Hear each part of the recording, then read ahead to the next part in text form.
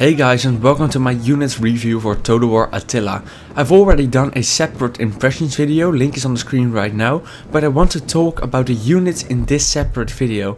And that is because I think units are one of the most important things in Total War. A faction is only fun to play as when they have cool units.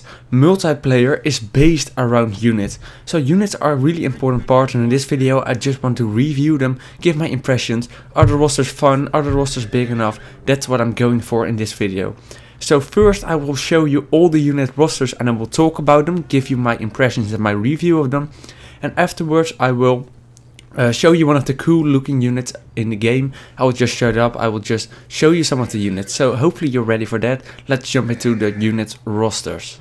So here we are in the custom battle screen of Total War Attila, where we can find the unit rosters. I would like to start out by saying that there are no other units than these units in these rosters. There are no special like picked units, for example. Maybe there are some special African units, I'm not sure, but I don't think there are more units.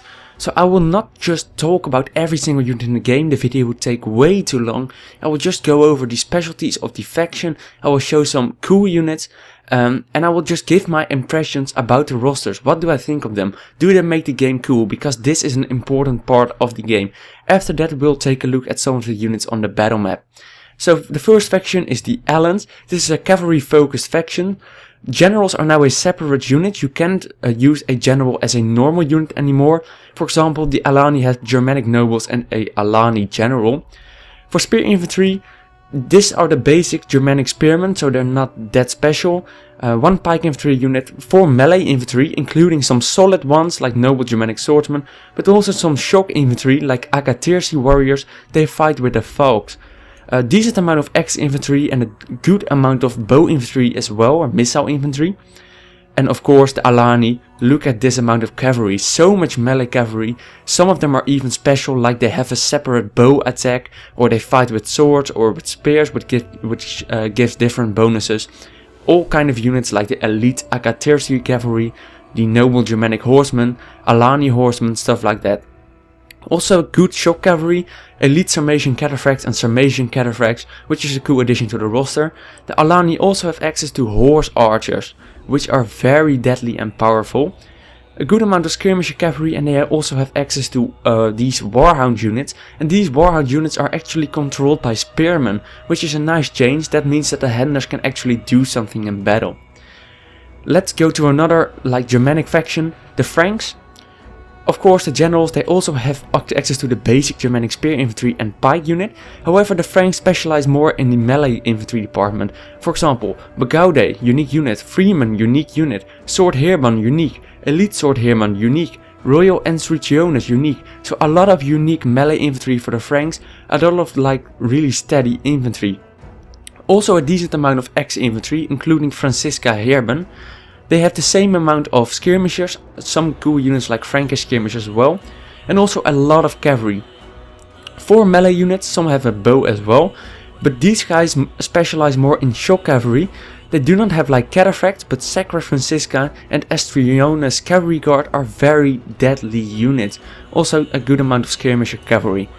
So the next Germanic faction, the Vandals.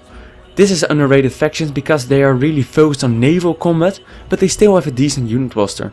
The same pikes and spear infantry, but by the way, 3 spear infantry is still a good amount compared to Rome 2. Some other factions had like 3 spear infantry in general.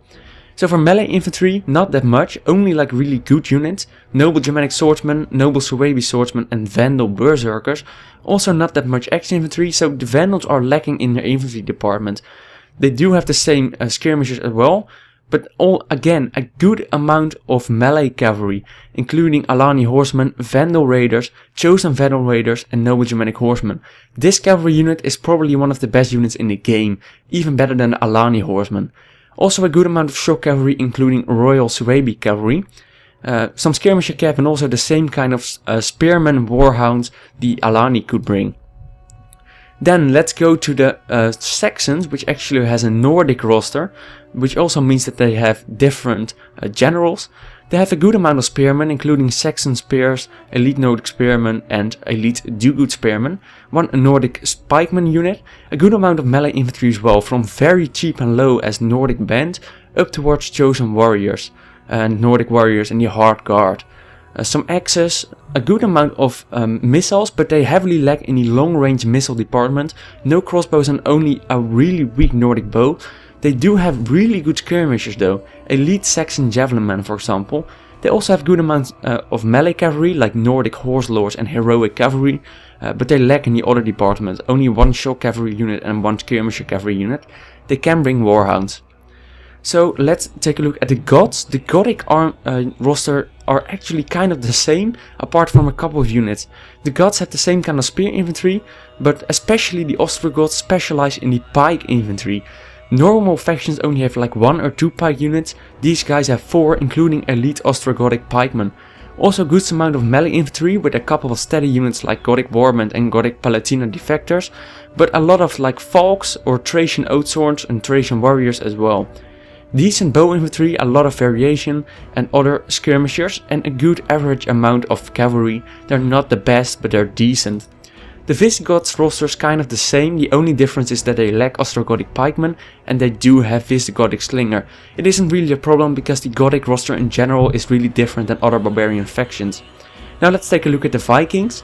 The Danes are specialized on naval combat, so they have the basic Nordic roster, a couple of spears, 1 pike unit, a good amount of melee infantry including chosen warriors, elite Nordic warriors and herdmen.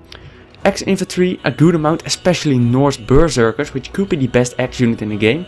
Again, a lack of skirmishers and a lack of cavalry. These guys have good ships though. Then the Geats, kind of the same, however they have more spearmen, including Nordic spearmasters, the same kind of melee infantry and the same kind of skirmishers. The Jutes have the same spear infantry, but they are more specialized on axes. They have Huskarls, Viking raiders and Royal Huskarls. A cool gameplay with just all those axes. That's really different from other factions of course. Okay, so let's take a look at the Roman empires. Before the game came out, CA said that the Roman empires were pretty much the similar rosters. They lied. They are completely different because the units they share have different shields and different armor most of the time. So the Eastern Roman Empire first, we have 4 spear infantry units, up to decent ones. They can also bring a pike unit, Menaulatoi, a very good amount of melee infantry of course, but they aren't that great. Their top unit only costs 600. They also have access to a very powerful axe infantry unit, good amount of skirmishers and decent cavalry, because they can also bring Klimenari for example, and this Tagmata cavalry. They also have access to horse archers and camel skirmishers. The Western Roman Empire, 1 more spear unit and a lot better infantry, because these guys are just better than the Eastern Roman infantry. However, well, they also have like this Ravenna elite ballistari, so a better crossbow infantry as well, but they lack in the melee cavalry department.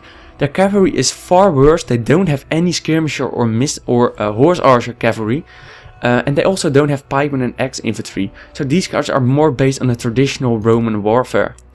So the Huns, probably the faction a lot of you guys look forward to. 4 spearmen, a good amount of melee infantry as well, from up to very cheap to very high tier, chosen warriors. An axe unit, only a couple of bow infantry units which aren't bad, but no skirmishers or slingers, and those cavalries. There's like a cavalry for every engagement for these guys. Some have missile weapons, some have longer range. It's just insane. I will just give you a look at them later. Then last but not least, the Sassanid Empire. They have some very cool unique units. A good amount of spear infantry up to very low, like the pike and band to elite immortals at the end. A good amount of melee infantry. Very good archers, especially this Royal Persian archer unit. Very expensive as well. Good other skirmishers and very good cavalry, including camels, camel cataphracts and normal cataphracts with names I can't even pronounce. Also good amount of bow cavalry, and they have access to crossbow cavalry. That's like insane, really cool. They can also bring elephants and nav throwers, which is a unit that throws grenades of some sort. So to finish this roster preview up, we will go to some battle footage. I will continue my review a bit. The rosters are great. In my opinion, the best unit rosters in every Total War game yet, you know, the best I've ever seen, and they also look very cool. The units are really diverse Of course they're still built with the same engine, but it feels more diverse to me. There are also more unit types, more unit classes, and the number of units is sometimes 2 times as big than we saw in Rome 2. And in Rome 2 sometimes you only had like 2 unique units. In this case, every faction has their own playstyle, has their own amount of good unique units. It's just insane. You can just feel for yourself. I will just show you some units right now. But that is my view upon it. These units are the best in the game. So if you're really wondering, are the units fun enough to play with? Are the campaigns fun with these units? Are the multiplayer battles fun with these units? Yes. My impressions, yes, they are cool. So hopefully you enjoyed the units, and I hope that I will see you next time.